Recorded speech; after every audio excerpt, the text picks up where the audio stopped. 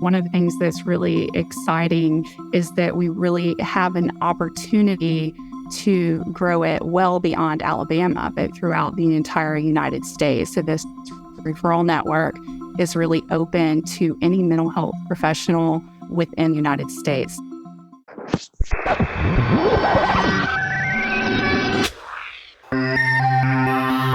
Hello, everyone, and welcome to Connecting ALS. I am your host, Jeremy Holden.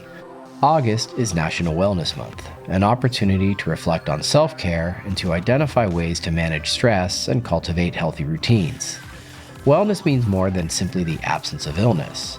According to the National Wellness Institute, wellness is a conscious, self-directed, and evolving process of achieving one's full potential that encompasses lifestyle, mental and spiritual well-being, and the environment.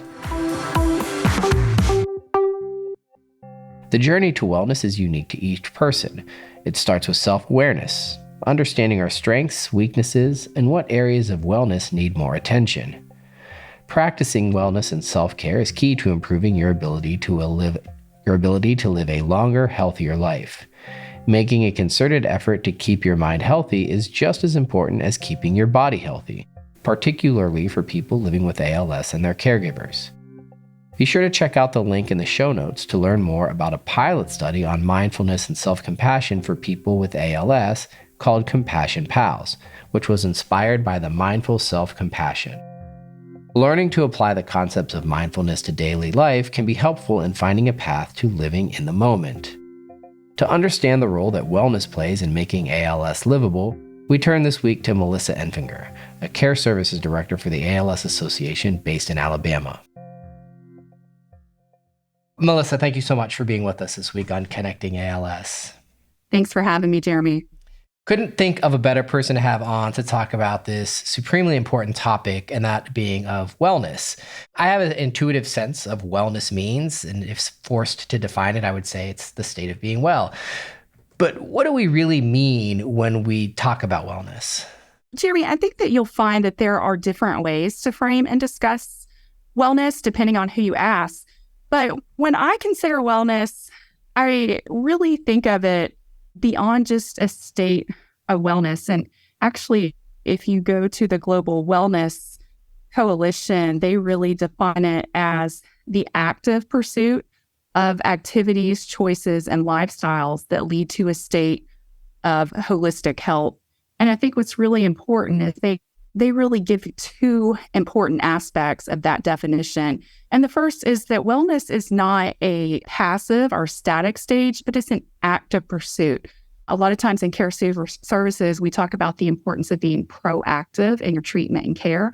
So that's how I really think of wellness, is that you are proactively making choices, setting intentions that are helping you work towards an optimal state of your health and being. And that is in whatever circumstance or stage that you're in at that point. And the second is that it's holistic. So we have self-responsibility for our own choices, behaviors, and lifestyle. And those are, of course, influenced by a lot of external factors, but we're making positive, intentional choices about what our wellness looks like. I want to come back to that individualistic component that you were referencing there toward the end, but thinking about our audience, whether it's the audience listening to this program or the audience that we serve, or the audience that the ALS Association serves, how does wellness fit into the work of making ALS livable? Jeremy, when I think about it, I really think about our 5 major strategic priorities at the ALS Association. And one of those is empowering people with ALS to engage with the world in the way they want to. So wellness really speaks to that. What are my individual goals and what is going to influence me and living the life that I want to live? And then the other piece of that is our strategic priority to reduce physical, emotional, and financial burden for people living with ALS. And physical, emotional, and financial are often seen as major components of wellness overall. So if you are helping reduce those harms and burdens, you are effectively supporting a person's wellness. You've talked a couple times about that word individual, and I guess I want to think about that, the individual component of this from maybe healthcare providers' perspective is how do you empower somebody to define wellness on their own terms, but also trying to get towards something of a universal understanding of wellness? Like, how do you balance those two? What is the extent of the individual defining wellness on their own terms versus we have some best practices and some ways that we collectively think of wellness? That's a pretty loaded question, to be honest, but I think it's really important that we always come back to person-centered care. And when you look at person-centered care, you can have some domains that you're looking at, but you allow that person to say, of these domains, these are the things that I really want to focus on. These are the things that are really important to me. So you can look at a ton of different, what we would call wellness models. In my own self-care practice, I consider wellness and the goals that I use for my personal self-care practice 5 pillars of health. So there's mental, physical, social, emotional, and spiritual.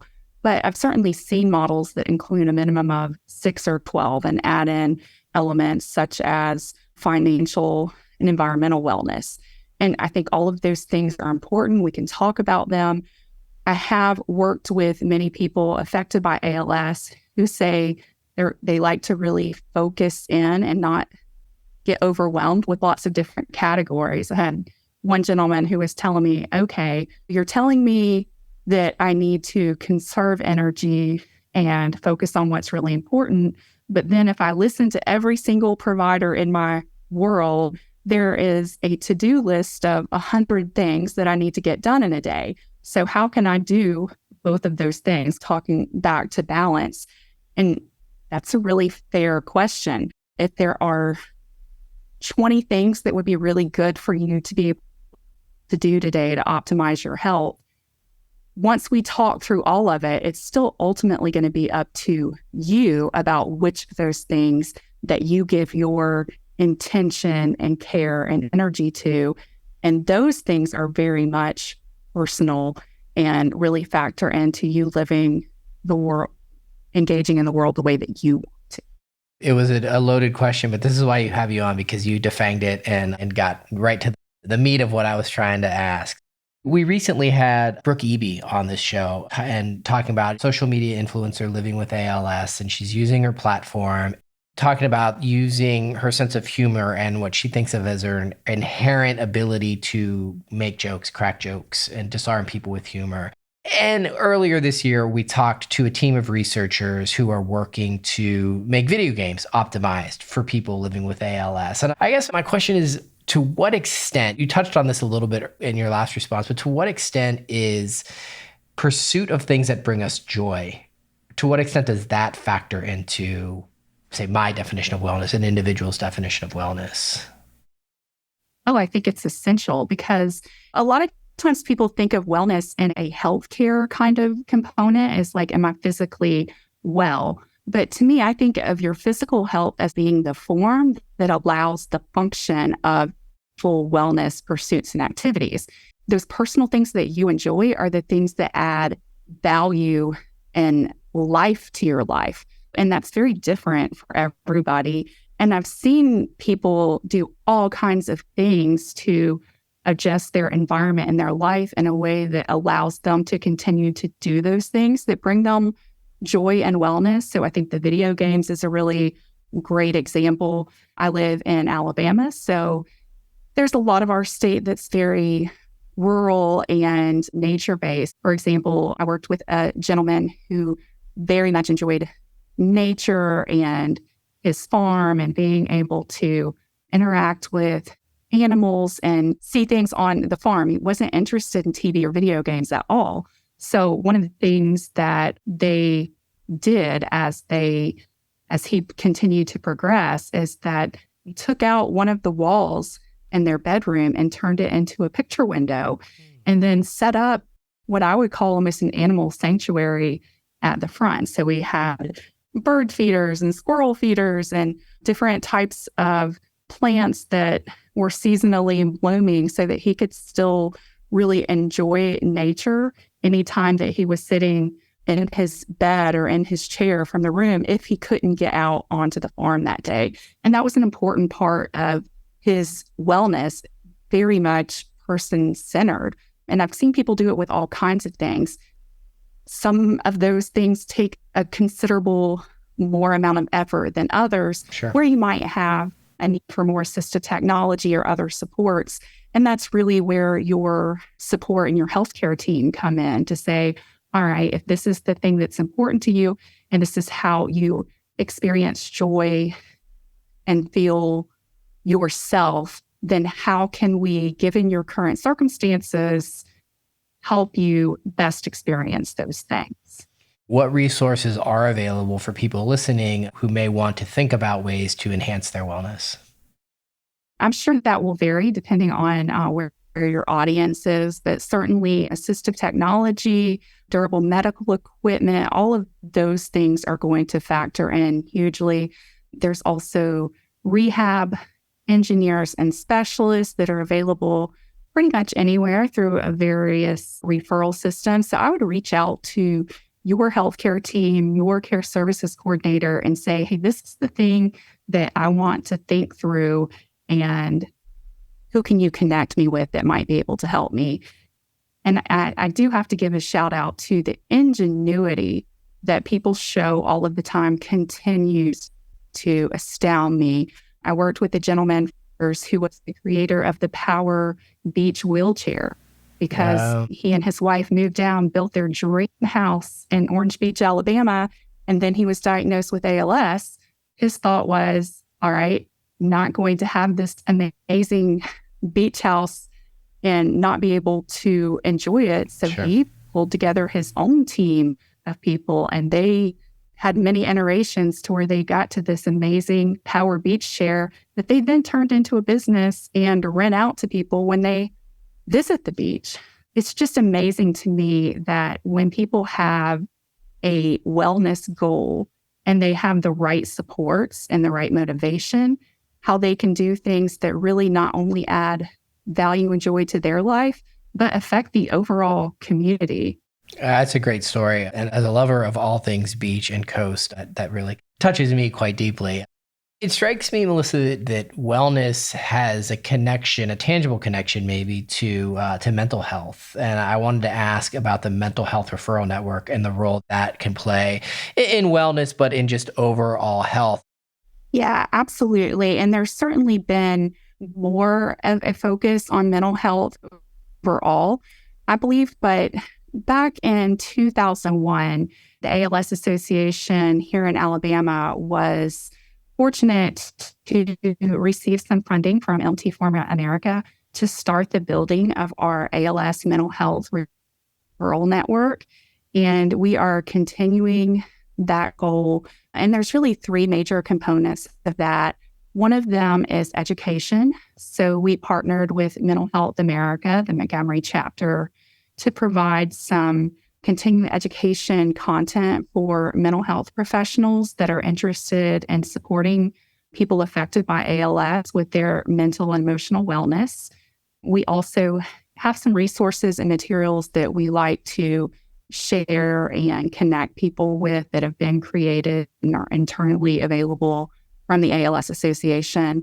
And then building that referral network. Some of the feedback that we receive, not only from people living with ALS, but from caregivers, family members, is that when they are seeking a therapist or a mental health professional, they want to know who it is that might already be familiar with some of the individual struggles that come along with an ALS diagnosis, because otherwise the burden can very much be on the person affected by ALS to then do the explaining and education with that therapist. So that puts more of the burden on them. So one of the things that we're doing right now, and maybe you can put the link in the show notes, Absolutely. is that we are working on a survey through the University of Minnesota, and Dr. Melinda Kavanaugh is supporting us in this, to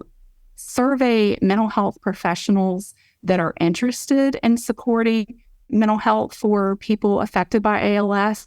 And we want to know from them, what kind of training, services, and supports do you need to where you feel most competent and able to support people living with ALS and their mental health care needs. We're excited to see what that survey turns out, and then certainly continue to build content and education around the resource.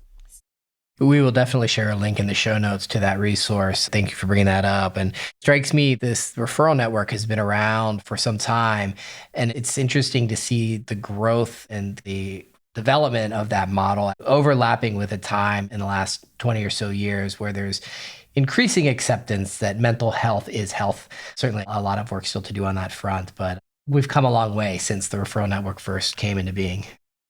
We have, but we have so much further to go. Sure. And one of the things that's really exciting is that we really have an opportunity to grow it well beyond Alabama, but throughout the entire United States. So this referral network is really open to any mental health professional within the United States. So we would encourage any of them to please not only take the survey, but then to get on our mailing list so that when there's trainings, again, it's with Mental Health America. So it is nationally based, and you're going to be able to get your continuing education credits no matter which state you're licensed in. Yeah, it's a great program. Really great work. And Melissa, thanks for being with us, and hopefully we can have you back on Connecting ALS. I'd love to, Jeremy. Thanks again for having me. I want to thank our guest this week, Melissa Enfinger. If you like this episode, share it with a friend. And while you're at it, please rate and review Connecting ALS wherever you listen to podcasts. It's a great way for us to connect with more listeners. Our production partner for this series is Citizen Racecar. Post-production by Alex Brower. Production management by Gabriella Montequin. Supervised by David Hoffman. That's going to do it for this week. Thanks for tuning in. We'll connect with you again soon.